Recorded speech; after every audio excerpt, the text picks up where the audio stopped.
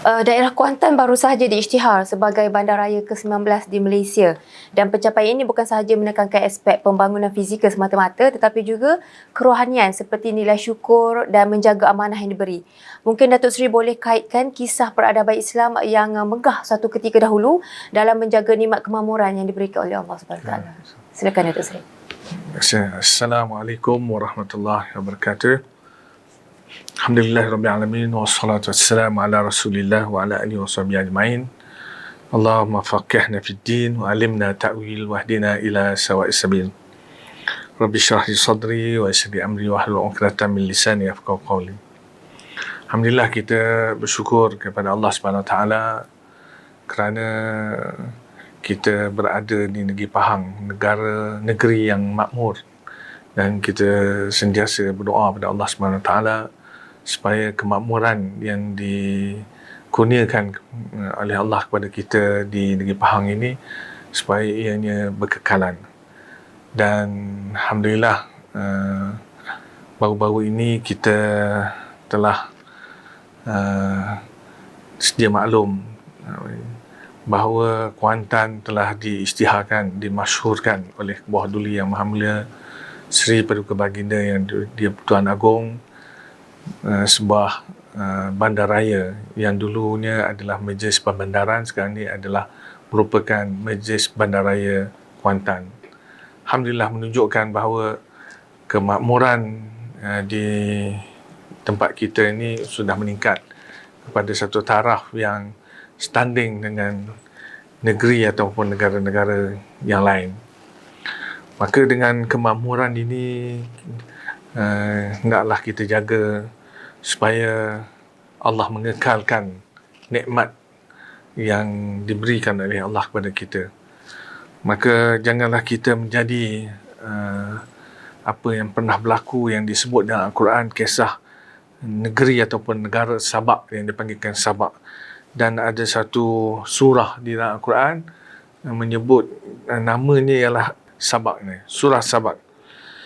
Iaitu surah ini menceritakan tentang penduduk di sebuah negara yang katanya berlaku pada 1000 tahun sebelum lahirnya Nabi Isa AS, sebelum Masihi. Negara ini digambarkan sebuah negara yang amat mewah.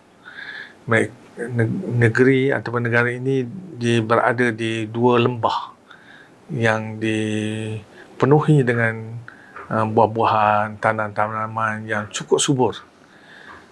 Diceritakan bahawa kesuburannya itu apabila ada orang perempuan misalnya, dia meletakkan satu keranjang atau bakul di kepalanya, dia lalu di bawah pokok-pokok yang berbuah itu.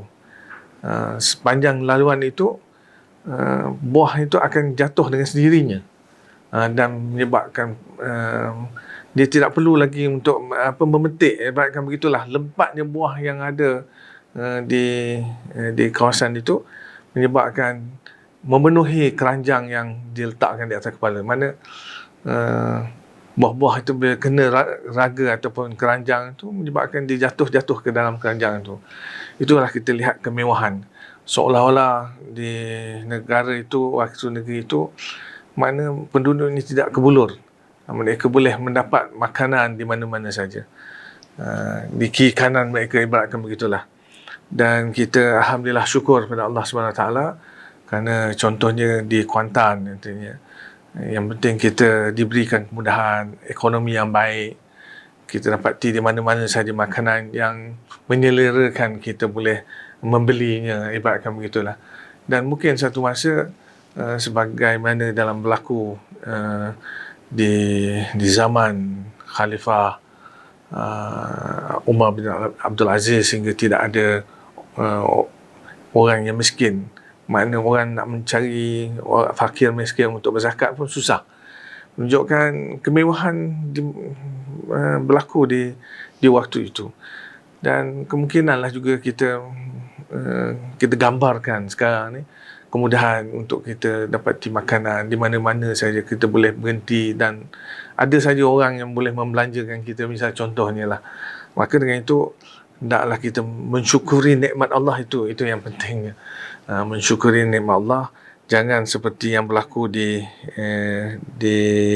Sabak yang dipanggilkan surah Sabak ini. Ayat ke-15 yang boleh kita baca, auzubillahi minasyaitonirrajim. Laqad kana li sab'in fi maskanihin ayah.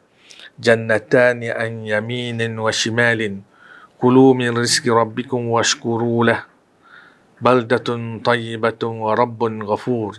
Yang maksudnya, demi sesungguhnya adalah bagi penduduk negeri Sabak satu tanda yang membuktikan kemurahan Allah Subhanahu Wa Taala, yang di mana tempat mereka itu ada kumpulan kebun, yang ada 2 lembah kebun yang sangat subur yang terletak di sebelah kanan dan sebelah kiri. Lalu dikatakan kepada mereka, makanlah dari rezeki pemberian Tuhanmu dan bersyukurlah kepadanya.